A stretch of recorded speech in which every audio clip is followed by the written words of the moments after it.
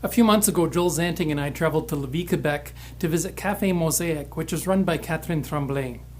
The story of how this cafe is impacting its community is really quite inspiring.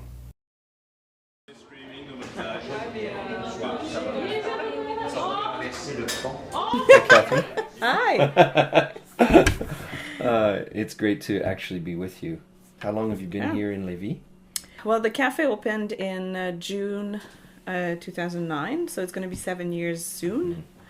And I've been part of the project since its beginning, so 2006. So it took a little time to open up. What's the significance of the name Café la Mosaque? A mosaic is little broken pieces together that make a bigger image, something beautiful together. And that's always something that we wanted to learn how to live out. Mm-hmm. How do you put broken people together with different abilities, different challenges, and contribute to something bigger, greater, and more beautiful because we're together. Yeah.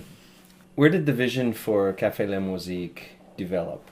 So it's creating a space where we are first, us, challenged to love others, but it can engage whoever wants to learn to do it too. Yeah, exactly. So that was kind of the idea at first. It's not because we're passionate about coffee. It's more, we have a passion for people. How do we connect with people? And then, a cafe style just came into our mind because it would create a space that would be accessible to whoever. Exactly. Yeah. What are you learning from others? What are they saying that's very distinct about Café la Mosaque? Most people, they come in for one reason, and there's an evolution of, they discovered different needs they had that maybe they didn't know they had. Right. You end up bumping into someone that brings you a different perspective on life. One day a man came and I think it was the third or the fourth time that he came at the cafe, and we remembered his name. Right. So he said, "Oh wow, here I'm someone." Right. Yeah. And I know you can experience that like other places, but to me it kind of resonate to something deeper than just seeing people as consumer or participant in an activity, but like we care about who you are. For me, the Café la Mosaque, the life is a highway, but the cafe is the pit stop, the little rest area. The Café la Mosaque for me is a place to stop and to be accepted like we are. What is the role of Jesus in the community of the cafe? It's one of the first things we share with our volunteers who come to get involved. Like the bottom line is that we want to learn to love how Jesus loves us. It's going to be different for everybody, but I think at the core group was really how do we engage people and look like him to our neighborhood. How do you attempt to support people on their journey with Jesus or their spiritual journey?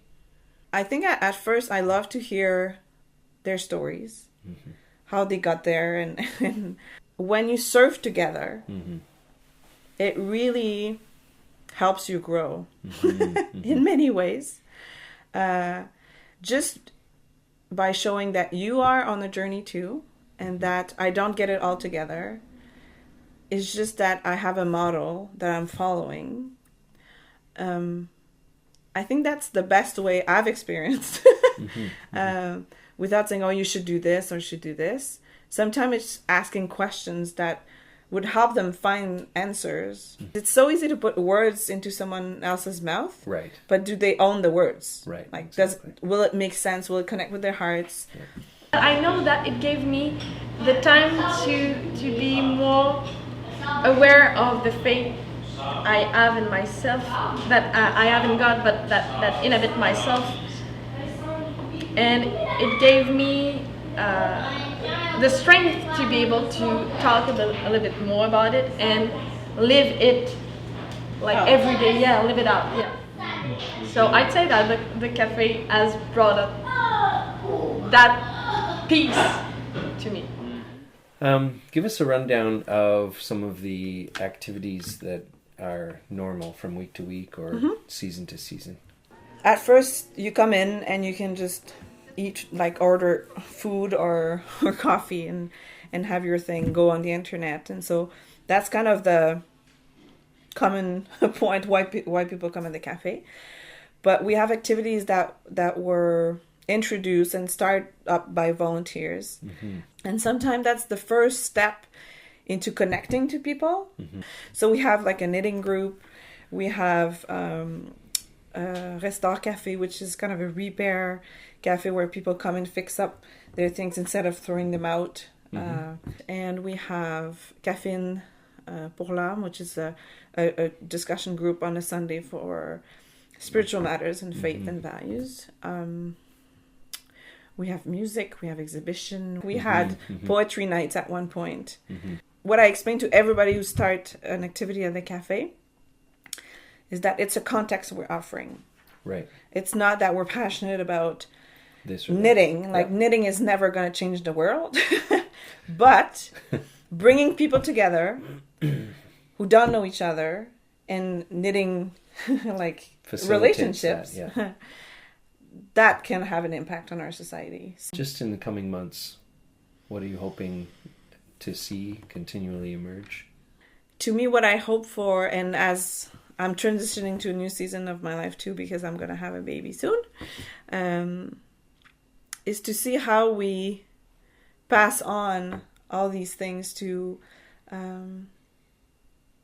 the people taking over my job, but how everybody can own what we want to grow in the cafe, and how do we disciple them to make sure that this keep growing in a healthy way.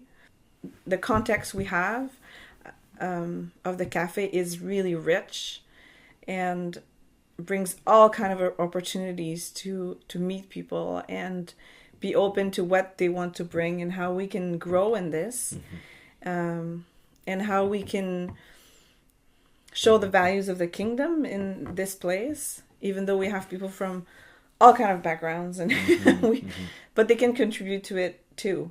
So I think it's being open to being challenged in how we do things and make sure that it's still connecting to people, that our main focus is not running a cafe, is serving people, is loving them. I think that's always what we have to have in mind.